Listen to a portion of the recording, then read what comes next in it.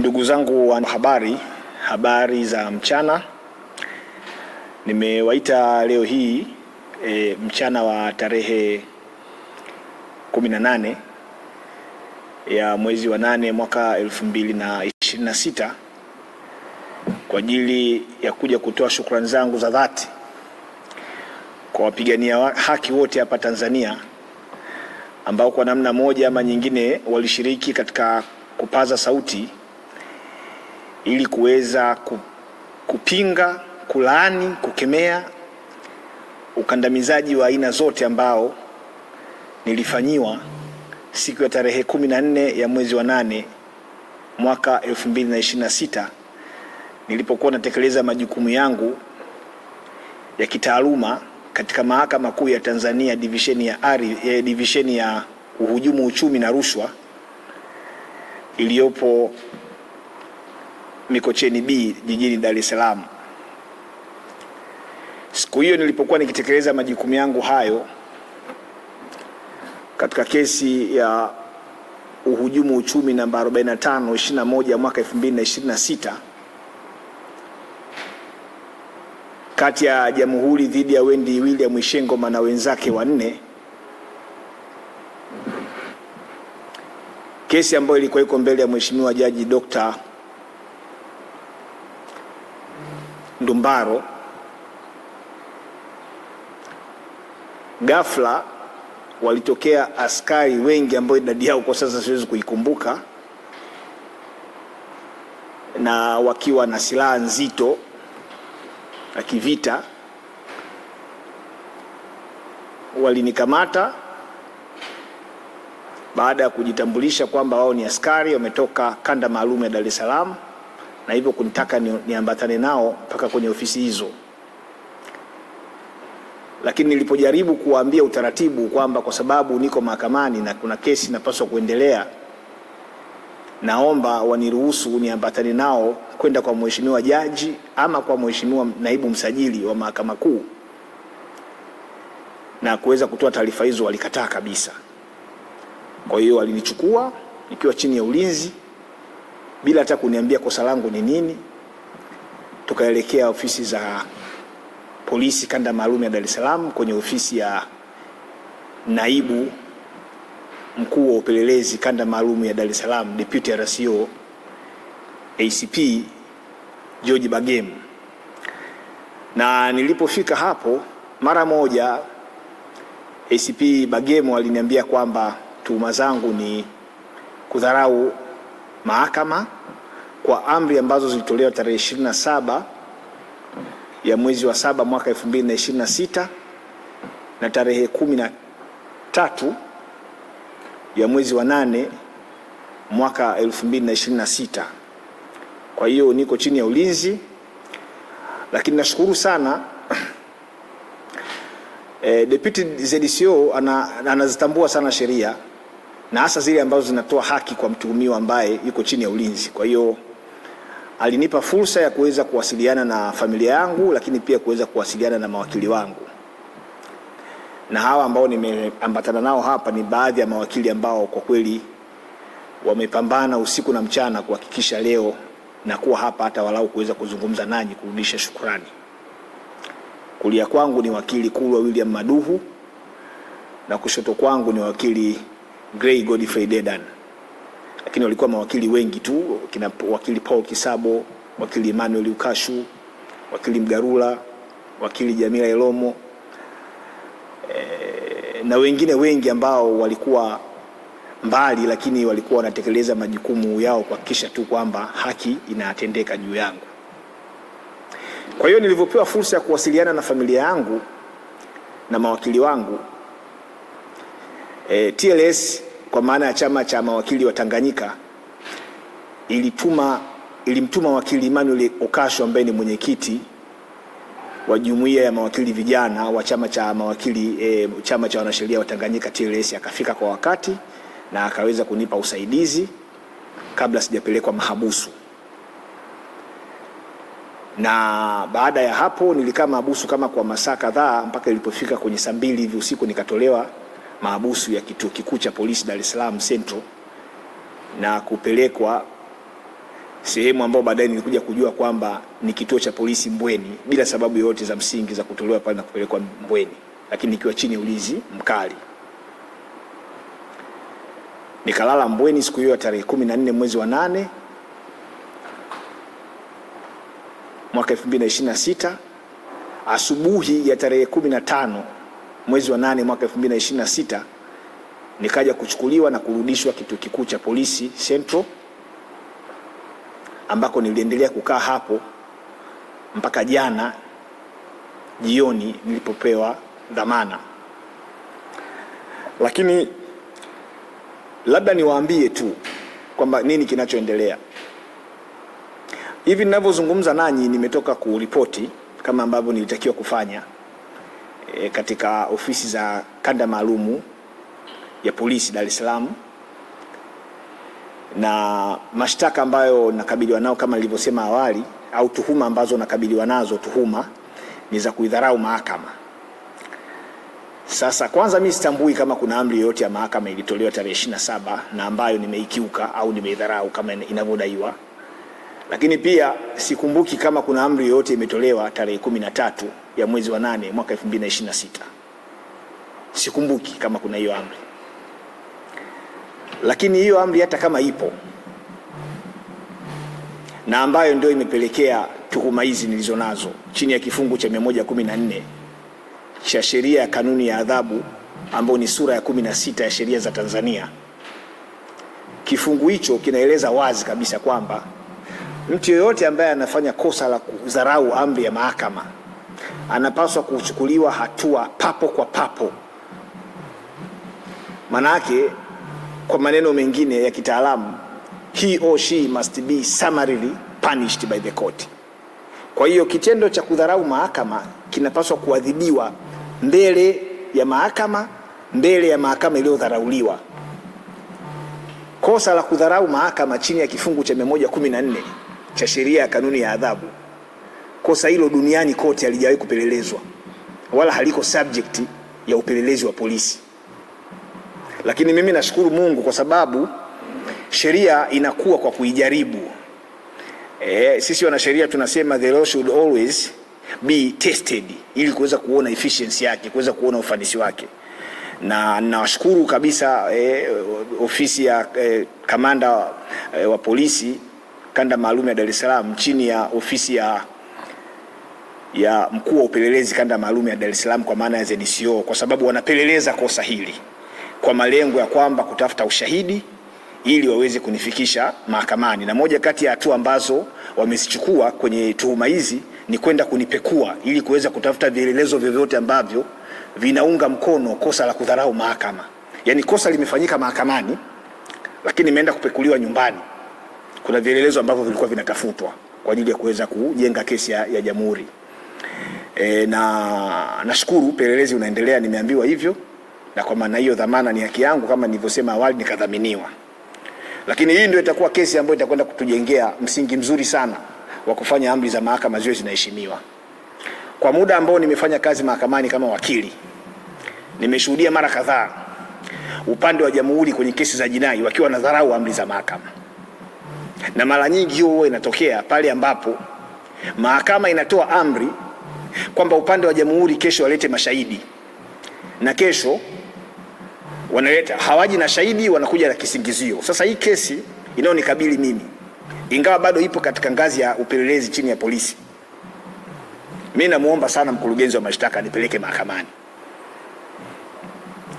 Anipeleke mahakamani kwa sababu itasaidia sana kukuza jurisprudence ya sheria yetu, ili pale ambapo upande wa jamhuri kwenye kesi za jinai watakapokuwa wanashindwa kutimiza majukumu yao ya kuiheshimu au wajibu wao wa kuiheshimu amri ya mahakama inayowataka walete mashahidi kwenye kesi ambazo wanaambiwa walete, kesi hii itatumika kama precedent.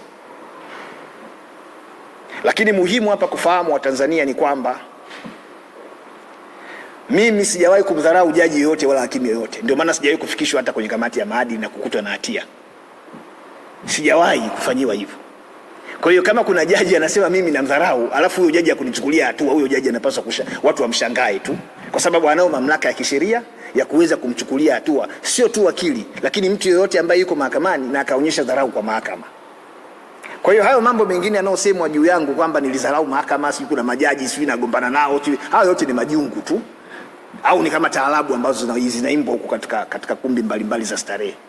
Siwezi kumdharau jaji, siwezi kumdharau hakimu, siwezi kumdharau mtu yoyote, kwa sababu natambua mimi kama mwanasheria nina wajibu wa kuheshimu, sio jaji tu, kuheshimu binadamu yoyote ambaye utu na heshima yake umetajwa si tu hata katika katiba na sheria nyingine za nchi, lakini umetajwa hata katika vitabu vya dini ambazo tunaziamini. Kwa hiyo kesi hii ni nzuri sana inayonikabili. Ni kesi nzuri mno ambayo wananchi wanapaswa kuifuatilia kwa karibu sana. Kwanza kuona, je, ni kweli katika macho ya sheria kesi ya kudharau amri ya mahakama huwa inapelelezwa na polisi? Kama polisi wana mamlaka ya kupeleleza kesi ambayo jaji alipaswa kutoa hukumu pale pale baada ya kuona anadharauliwa, polisi wana mamlaka ya kupeleleza kesi hiyo. Na kama wataipeleka mahakamani kesi ya aina hiyo, maana yake ni kwamba anayetakiwa kuja kuthibitisha kwamba kadharauliwa ni jaji ambaye alikuwa mahakamani. Kwa nataka huyo jaji ambaye alisema mimi nimedharau aje mahakamani, nimcross examine, nimfanyie maswali ya dodoso ili aweze kuuambia umma wa Tanzania kwamba ni kwa kiwango gani mimi sina adabu mbele ya mahakama. Ndio maana nimesema hii kesi ni kesi ambayo inaweza ikawasaidia hata wanafunzi wanaosoma sheria katika vyuo mbalimbali vya sheria hapa nchini kuweza kujifunza haya mambo. Ninaamini ndio kesi ya kwanza tangu tupate uhuru Tanzania kuweza kutokea kwamba wakili anatuhumiwa kudharau mahakama akiwa ndani ya mahakama kwa sababu amenukuu kwamba amri hiyo imetolewa tarehe 27 mwezi wa 7 2026 na amri nyingine ikatolewa tarehe 13 ya mwezi wa 8 mwaka 2026, lakini nikaja kukamatwa tarehe 14 mwezi wa 8 2026 nje ya mahakama, nje ya ukumbi wa mahakama ambako kesi ilipaswa kuendeshwa. Nikaja kukamatwa huko, nakamatwa na polisi. Sasa wakati mwingine wazungu wanasema this is a blessing in disguise, ni baraka inayokuja kinyume tuweze kujifunza. Lakini kwa mara nyingine niwashukuru polisi kwa namna ambavyo walinikamata, kwa nguvu waliotumia, kwa namna ambavyo nimekaa nao kwa siku hizo 2 au 3 kama sijakosea, na kwa namna ambavyo wanafanya upelelezi wao kwa weledi. Wanafanya upelelezi mzuri kwa weledi, lakini kwa namna ambavyo pia wamenipa haki zangu za msingi. Nimeweza kuwasiliana na familia, nimeweza kuwasiliana na mawakili wangu, lakini hata leo nilipo ripoti, licha ya kwamba nimekaa muda mrefu sana bila sababu za msingi, lakini baadaye walikuja kuniruhusu kwamba ondoka bana, utakuja siku ya Alhamisi. Hayo ni lazima nishukuru, kwa sababu tusiwe ni watu wa kulaumu tu kwa kila jambo. Kuna mambo ambayo ukifanyiwa unatakiwa ushukuru. Yanaweza sio na faida leo ukaona kama umefanywa vibaya, lakini yakawa na faida siku zinazokuja, na sio faida kwako tu, faida hata kwa watu wengine. Sisi tunapigania haki, hatupiganii haki za marafiki zetu, haki za wapendwa wetu, tunapigania hata haki za wale wanaotufanyia ubaya. Kwa sababu hata mamlaka ambao watu wanajivuna kuwa nayo leo ni mamlaka ya muda tu, ni mamlaka ya muda tu. Mamlaka yanapita. Nchi haijaanza leo. Walikuwepo watu walikuwa na mamlaka makubwa, walikuwa wanaonea sana watu, walikuwa wanasimanga watu, walikuwa wanawafanyia watu vibaya, lakini mwisho wa siku waliondoka, kazi yake ofisi, na wakarudi katika jamii, wakaendelea kuwa raia wa kawaida, na baadaye waliwakimbilia wapigania haki kama mimi waweze kuwasaidia pale ambako walikuwa wana matatizo. Mimi sihitaji kupendelewa kwenye swala hili, lakini mimi sihitaji kuonewa, nitendewe haki. Na kama kuna mtu ananichukia kwa uwezo wangu nilionao mahakamani, sasa hilo ni tatizo lake la binafsi, kwa sababu mimi kisheria sina mamlaka yoyote ya kulazimisha mtu akashtakiwe mahakamani kwa uongo. Mimi ninao wajibu tu wa kwenda kumwakilisha mshtakiwa mahakamani. Sasa kama kutimiza wajibu wangu wa kiwakili mahakamani kwa weledi, kwa kuzingatia yale nilofundishwa na walimu wangu pale mahakamani, ndio kosa langu, basi mimi niko tayari kukijwa hicho kikombe na kubeba huo msalaba. Mimi naamini mahakamani hatufanyi kesi kwa vitisho, wala siamini kwamba haki mahakamani pale inaweza kupatikana kwa kumtishia mtu bunduki. Siamini hivyo. Mahakamani is a battle legal field ambako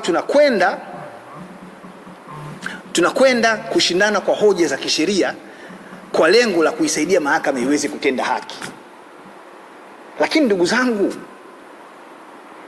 ni muhimu watu wakajua makosa ya jinai chini ya kifungu cha 192 kifungu kidogo cha kwanza cha sheria ya mwenendo wa makosa ya jinai ambayo ni sura ya 20 ya sheria za Tanzania. Makosa hayo yanaendeshwa katika mahakama za wazi ambazo wananchi wanapaswa kuhudhuria kuweza kuona namna haki inavyotendeka, kwa sababu kuna kanuni ya miaka mingi sana there is an old adage, legal principle inayosema kwamba haki sio tu itendeke lakini ionekane ikitendeka.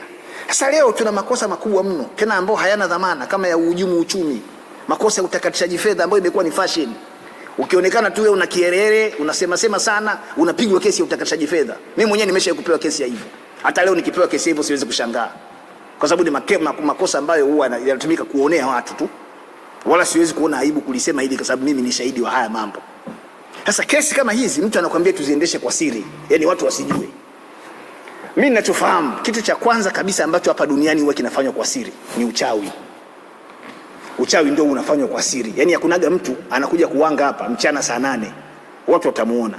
Lakini kama tunakwenda mahakamani kwa ajili ya kutafuta haki kwa pande zote zinazohusika pale mahakamani, haki lazima ionekane. Halafu ikishaonekana inatakiwa kutendeka. Leo hii kama utaratibu wa kuwakamata mawakili wakiwa mahakamani kwenye majukumu yao utaendekezwa, utapewa baraka zote, itaonekana kama ndio utamaduni, sidhani kama kuna wakili mwingine yeyote atakuwa na uhakika wa usalama wake kwenda mahakamani kutimiza majukumu yake ya kiwakili. Kwa hiyo haya mambo inawezekana watu wanayafanya kwa lengo la kumkomoa madereka, kitu ambacho ni kizuri kwa upande wao kwa sasa, lakini wakumbuke tu hii Tanzania haishi madereka peke yake, na haya mambo yanabaki kwenye rekodi, yanabaki kwenye kumbukumbu. Walikuwepo wengi tu waliokuwa na tabia za hivyo. Mimi ninachofahamu, siku moja hapa duniani nitaondoka, nitakufa, nitaondoka, kama ambavyo mtu yoyote atakufa ataondoka, kama ambavyo nilizaliwa siku moja nitakufa siku moja. Lakini ni jambo la kushangaza sana, yani kutumia mamlaka kumtisha mtu kwa vitu ambavyo havina maana kwa sababu tu una mamlaka. Mimi nasema hivi, kama mtu ananichukia mimi kwa ajili ya kutetea haki za watu, anapoteza muda. Mimi siwezi kuacha kutetea watu, siwezi.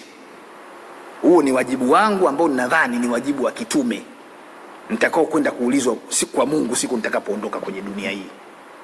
Lakini ninachokitaka ni kwamba niendelee kuishi siku nikifa. Mimi siwezi kuwa nimezaliwa nikaishi alafu nikaondoka. Hakuna kitu chochote ambacho nimekiacha kama alama kwenye maisha ya watu wengine. Kwa hiyo wito wangu tu ni kwamba Watanzania waendelee kufuatilia swala hili la kukamatwa kwangu na kupewa kesi ya kinachoitwa kudharau mahakama. Sijawahi kudharau mahakama.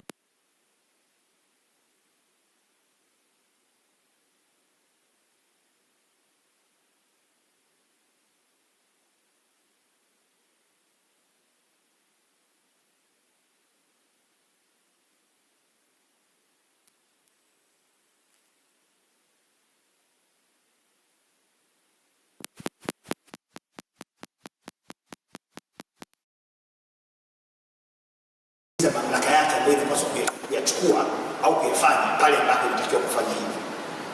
Kuna mifano mingi tu ambayo mahakama imeweza kuchukua hatua za papo kwa papo pale ambapo inaonekana kuna wakili au mtu mwingine amekwenda kinyume na sheria. Kwa hiyo hili litakuwa ni jambo ambalo ni jipya kabisa, na sijui tutapata faida gani kwenye hili, na sijui ni kwa maslahi ya nani. Kama kuna kesi inamhusu mtu yeyote, awe ni wengi awe ni nani, sisi tunachotaka atendewe haki, na kama hana kosa aachiwe. Kuna shida gani? Hii mambo ya kulazimisha mambo tuyatengeneza bad precedent kabisa kwenye mahakama zetu, na hasa katika ngazi ya mahakama kuu. Kwa sababu hili hukumu zaidi zinapotoka za kuonea watu, mahakama itakapokuwa inakaa kimya kuona haki za watu zinakandamizwa, itapofika mahala watu wataacha kuiamini mahakama. Sasa kitu ambacho si kizuri. Na sisi kama wasaidizi au maafisa wa mahakama tunao wajibu wa kuhakikisha kwamba mahakama siku zote inaheshimika kama muhimili wa utoaji haki, inakuwa ni kimbilio la watu wote ambao wanaonewa. Kwa hiyo baada ya kusema haya machache, ninawashukuru sana waandishi wa habari wa vyombo rasmi vile vya habari, the mainstream media, lakini nawashukuru waandishi wa habari wa mtandaoni Nawashukuru watu wote ambao wapo katika mitandao ya kijamii kwa kupaza sauti zao ambazo kwa kweli zilikuwa kubwa, nimekuja kuziona baada ya kutoka. Nawashukuru watu wote, wadau wote wa haki, vyama vya siasa, taasisi za kiraia, taasisi za kupigania haki, viongozi wa dini. Na nimeambiwa pia kuna viongozi wa serikali walinitumia salamu za pole na za kutaka nitendewe haki. Nimeambiwa vyama vya siasa vilivyoshiriki katika kunipigania niweze kutendewa haki, Chama cha Demokrasia na Maendeleo, chama cha ACT Wazalendo, nimeambiwa na CCM pia walisikitika na wenyewe kwenye hili. Kwa hiyo nawashukuru sana. Tena kama CCM ndio chama tawala, wanapaswa kabisa kuwa mstari wa mbele, na kama wamefanya hivyo kwa kweli nawashukuru, kwa sababu hata katika ilani kauli mbiu ni kazi na utu. Sasa kama kweli kwenye hili la kwangu wamenitumia salamu na kunitakia mema, basi mwenyekiti wa Chama cha Mapinduzi Taifa huko uliko, Mheshimiwa Samia Suluhu Hassan, nakushukuru kwa kuweza kusimama kwenye hilo na kuonyesha utu, kwa sababu nchi hii, wewe kama kiongozi wa nchi unapaswa kuhakikisha kabisa unawalea Watanzania kama wanao, kwa kuhakikisha kila mtu anapata haki. Kwa hiyo kwenye hilo nashukuru. Ilani inakuwa imetekelezwa vizuri, kazi na utu. Na ninaamini hii kazi na utu ambayo imeonyeshwa kwangu, basi ionyeshwe na kwa watu wengine. Mimi nimetoka sento huko, kuna watu wanashughuli kesi zao ziko huko, watendewe haki tu. Na sheria inasema kwa mfano kila mkuu wa kituo cha polisi popote pale alipo anao wajibu wa kupeleka orodha ya watuhumiwa wanaowashikilia kwenye mahabusu yake ndani ya masaa 24 kwa hakimu mkazi wa wilaya au hakimu mkazi wa mahakama ya hakimu mkazi popote pale. Sasa hili kama likifanyika litasaidia sana kuweza kujua ni kina nani wanakaa mahabusu kwa muda mrefu, lakini kupunguza uwezekano wa watu kukaa mahabusu kwa muda mrefu kinyume na sheria. Mahakimu, natoa wito kwa mahakimu wafawidhi wa wilaya na mahakimu wafawidhi wa mikoa waende wadimandi kupelekewa orodha za watu wanaokaa mahabusu. Wao wanayo mamlaka hayo kisheria kujua ni watu wangapi wamekaa mahabusu na kwa nini wanakaa mahabusu kinyume cha sheria. Hayo yote yakifanyika, hiyo kazi na utu ambayo tunaihubiri hapa itakuwa na maana sana kwa ajili ya Watanzania. Kwa sababu kazi na utu, hata kama ni ilani ya CCM, lakini si ndio inayotekelezwa. Kwa hiyo matunda ya utekelezaji wa ilani kama yatafanyika kwa ufanisi zaidi, anayefaidika ni Mtanzania, awe ni wa CCM au sio wa CCM, lakini matunda ya hiyo kazi na utu yanatufaidisha sisi wote. Kwa hiyo baada ya kusema hayo, niwaachie na mawakili wenzangu mawakili wangu ambao walishiriki katika kunisaidia kwa namna moja ama nyingine, na wenyewe waweze kutoa neno kwa Watanzania ambao wanatufuatilia kama shukurani, lakini pia kama kuna changamoto yoyote ambayo pengine wangetaka kuitoa kwa mamlaka ili basi iweze kufanyiwa kazi. Baada ya kusema hayo, ndugu zangu, nashukuru sana kwa kunisikiliza. Karibu wakili Madu. Asante. Asante sana. Ndugu waandishi, nafikiri kwa ufupi sana mimi niseme kwamba kama alivyosema wakili Madereka, mteja wetu, kwamba tulikuwa tangu tarehe hiyo 14 ambayo alikamatwa, tulikuwa tukishinda Central pale make sure kwamba wakili Madereka anapata haki yake inayostahili kwa mujibu wa katiba na kwa mujibu wa sheria za nchi yetu. Na tangu hiyo Ijumaa tumekuwa tukifanya follow up na maafisa polisi pale Central. Jumamosi tumeshinda pale, tumetoka pale nafikiri majira kama ya saa 2 usiku. Lakini Jumapili ambayo ni siku ya ibada, sisi mwakia tukulala nyumbani kwetu na wake zetu, tulikuwa Central. Lengo ni soma hatuna maybe kazi za kufanya, tupende kukala wake zetu, lakini lengo ni kwamba wakili Madereka anapata haki inayostahili kwa mujibu wa sheria.